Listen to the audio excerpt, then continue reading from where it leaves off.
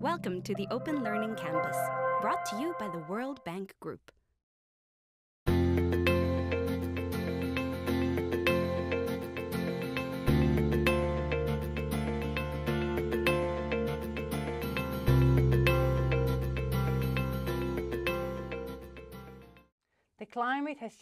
Le climat a façonné les cultures du Moyen-Orient et de l'Afrique du Nord. Les premières implantations humaines au monde se sont établies dans cette région. Il s'agissait de communautés agricoles et de villes.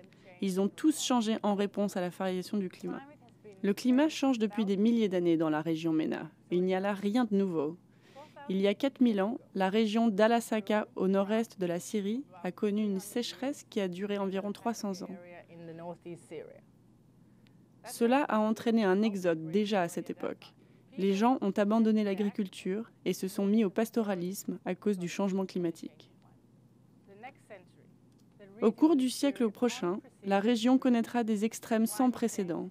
Et le changement climatique représente une menace pour la réduction de la pauvreté et la croissance économique dans la région. De plus, il est probable que cette situation contribue aux conflits et aux guerres au Moyen-Orient et en Afrique du Nord, comme nous le voyons à présent. La rapidité et l'intensité actuelle du changement climatique sont un fait nouveau.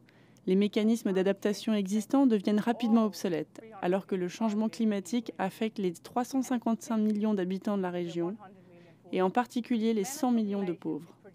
Les projections prévoient que la population de la région MENA double d'ici 2050, et cela, conjugué aux projections relatives aux effets du changement climatique, fait subir une énorme pression à cette région, surtout en ce qui concerne l'eau et la nourriture. En outre, aujourd'hui, des millions de gens ont fui leur maison et leur pays. À l'échelle du monde, cela a donné lieu à la plus grande crise de réfugiés depuis la Seconde Guerre mondiale. Les migrations et la pression sur les ressources liées au climat pourraient accroître le risque de nouveaux conflits. Le climat devient de plus en plus chaud, plus sec et plus variable, et le changement climatique se ressent déjà dans la région MENA, où les habitants connaissent des températures plus élevées, plus de sécheresse, d'inondations, des niveaux de précipitations réduits et une augmentation générale de la variabilité climatique. Cela met une pression accrue sur les ressources déjà peu abondantes de la région. Déjà 14 des 33 pays du monde les plus déficitaires en eau se trouvent dans la région MENA. La pénurie en eau a une incidence sur les moyens de subsistance et sur le développement économique, et elle est également liée à l'insécurité alimentaire, à l'instabilité sociale et potentiellement au conflit.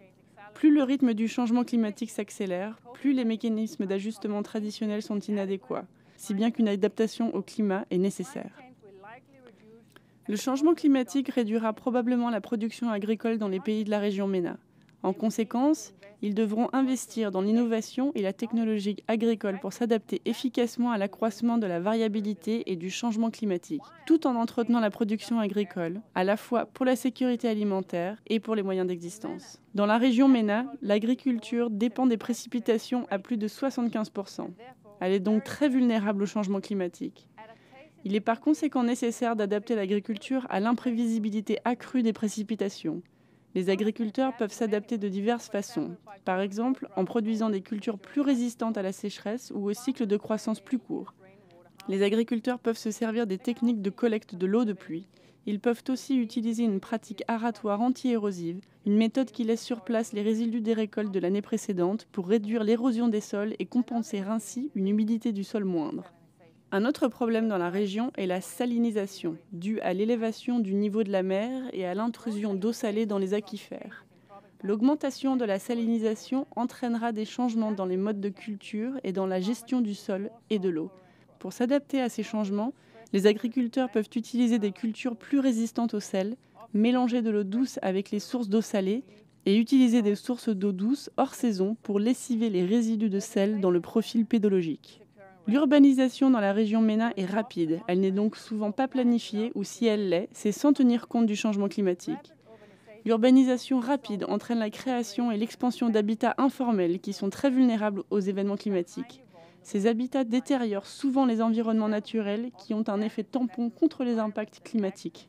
Les villes peuvent réduire la vulnérabilité en mettant en œuvre des codes de construction verts pour réduire la consommation et les coûts énergétiques. Elles peuvent également s'engager dans des projets d'écologisation urbaine qui incluent généralement la plantation de végétaux résistants à la sécheresse et la révision des systèmes d'irrigation. La plantation de végétaux résistants à la sécheresse peut réduire l'effet d'îlot thermique urbain. Elle peut également réduire la pollution de l'air et absorber l'excès des précipitations et même le CO2. La disponibilité de l'eau est un problème majeur. Un traitement approprié des eaux usées et la récupération de l'eau de pluie peuvent constituer des sources d'eau supplémentaires. Par exemple, l'Égypte a la capacité de traiter près de 1,6 milliard de mètres cubes par an d'eau usée municipale. De nombreux pays de la région MENA comptent sur le tourisme pour leurs revenus, l'emploi et les devises étrangères.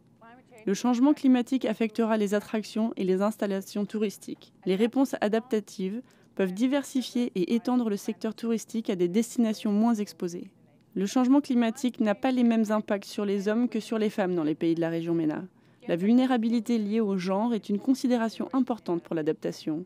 En particulier, les dynamiques socioculturelles liées au genre rendent les femmes particulièrement sensibles à la pauvreté et à une capacité d'adaptation moindre. Par exemple, les hommes des régions rurales migrent souvent et laissent les femmes gérer non seulement le foyer et la famille, mais aussi la ferme et la production. Les efforts d'adaptation doivent aussi prendre en compte le genre au niveau national, institutionnel et des projets partout où se déploient des efforts. wherever efforts occur.